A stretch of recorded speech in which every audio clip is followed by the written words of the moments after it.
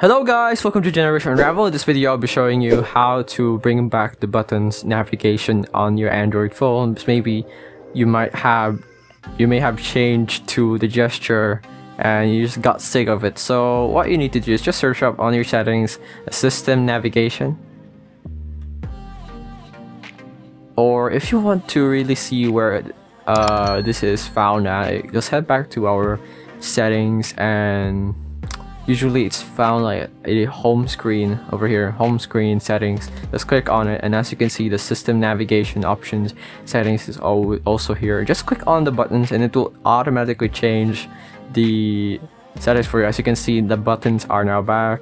Just click on this and now you can switch tabs. Click on the back button, and that is how you switch your system navigation settings back to buttons if you just got tired of using the gestures. If maybe it's way too complicated for you. I hope this video helped you. Like, comment, and subscribe if it did. This is Generation Unravel saying bye bye.